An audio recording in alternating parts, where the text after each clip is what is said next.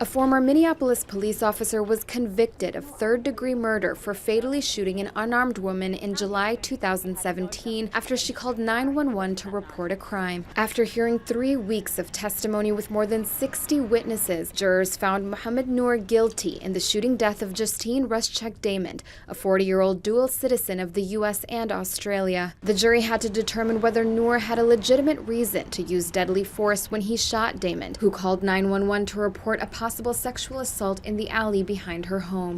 Noor was fired from the police force shortly after he was charged in the shooting. He kept silent for nearly 2 years before taking the stand at his trial on April 25th. Certainly you have something to say. Noor has not spoken to investigators since the shooting in July of 2017, and he has not given any public statements. In a tearful testimony, Noor said he had heard a loud bang on the squad car and feared an ambush. As Damond approached the car, Noor said he thought she might have had a gun and fired once to protect his and his partner's lives. Prosecutors alleged that Noor's decision to shoot Damond was, quote, a tragic event of his own making, and there was no conclusive proof that she ever touched the car. What is the threat that requires the use of deadly force?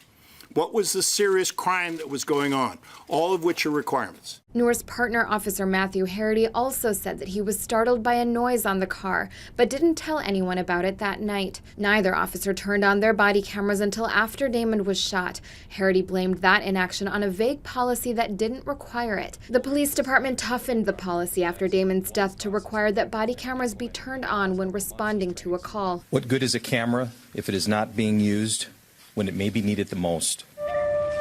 Damond was a life coach and was engaged to be married. I should have been on a plane to her wedding, but we were flying to her funeral. We gather before you in our heartbreak. Her shooting sparked outrage in both the U.S. and Australia, cost the Minneapolis police chief her job, and contributed to the then-mayor's electoral defeat a few months later. We struggle to absorb the weight of this tragedy. The police are obviously not defending the people's interests. They're interested in their own lives. It was a rare murder conviction for an officer-involved shooting of an unarmed person. Noor, a 33-year-old Somali American, was hired to the police force 2 years before the shooting, in a move that was celebrated as a sign of a diversifying police force in a city with a large population of Somali immigrants. Noreen Nasser, The Associated Press.